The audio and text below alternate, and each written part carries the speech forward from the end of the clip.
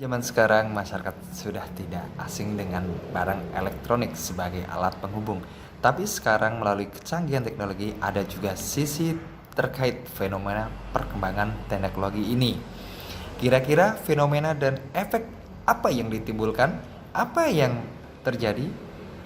Halo sahabat rumah belajar, kali ini bersama saya, Pak Arif Rahman Kusuma. Kita akan membahas materi self-control atau kontrol diri terkait penggunaan alat handphone ya. Apa sih perubahan yang dimaksud itu? Apa saja bentuknya dan bagaimana dampaknya bagi masyarakat terkait penggunaan handphone yang berlebihan?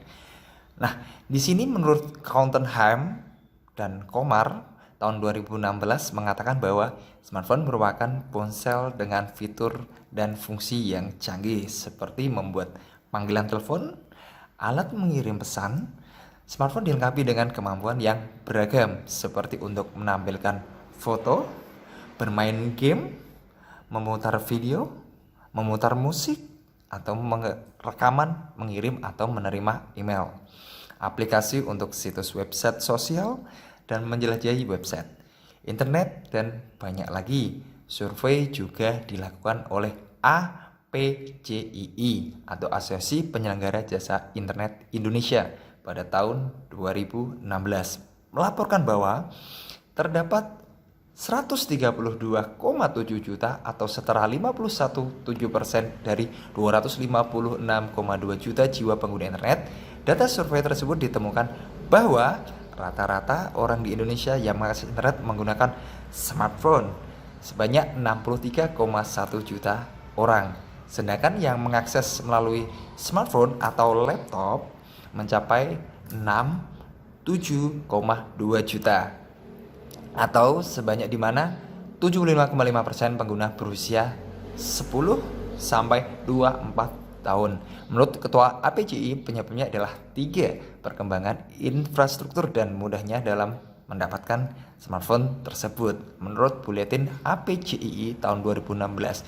Menurut Kwon Kim Cho dan Yang tahun 2013, kecanduan smartphone merupakan perilaku ketergantungan atau kecanduan terhadap smartphone yang mungkin menjadi masalah sosial seperti menarik diri, kesulitan untuk dalam performa aktivitas sehari-hari atau sebagai pengguna kontrol terhadap diri seseorang, melihat dampak negatif dari penggunaan smartphone yang berlebihan. Kontrol diri merupakan peranan penting banget dalam kemampuan untuk mengendalikan kehidupan sehari-hari. Penggunaan smartphone agar sesuai dengan kebutuhan menurut Asih dan Fauziah tahun 2017.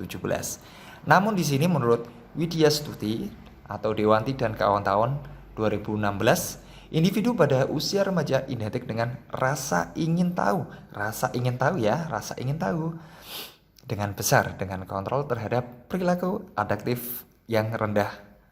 Ini kontrol diri menurut Averill tahun 1973 disebut juga dengan kontrol personal, merupakan variabel psikologis yang di dalamnya terdapat 3 konsep yang berbeda tentang kemampuan dalam mengontrol diri, yaitu kemampuan individu untuk memodifikasi perilaku, kemampuan individu dalam mengelola informasi yang tidak diinginkan, serta kemampuan individu untuk memilih suatu tindakan berdasarkan sesuatu yang diyakininya.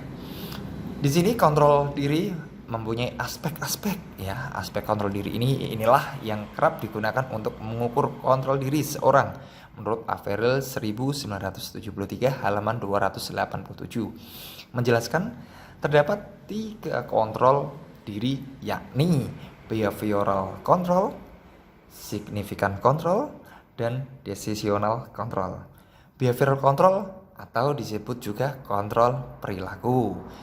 Yang kedua, cognitive control atau kontrol kognitif. Yang ketiga, decisional control atau mengontrol keputusan. Dan jenis-jenis kontrol diri adalah 1. Kontrol overall, under control, apprehensive control. Cara menegakkan kontrol diri adalah yang pertama, identifikasi godaan dan menghindarinya. Kedua, Buat skenario. Ketiga, berlatih dengan kontrol diri. Yang keempat, nah ini yang paling penting adalah fokus pada satu tujuan dan satu waktu. Itu tentunya. Terima kasih sahabat belajar. Sampai berjumpa kembali. Wassalamualaikum warahmatullahi wabarakatuh.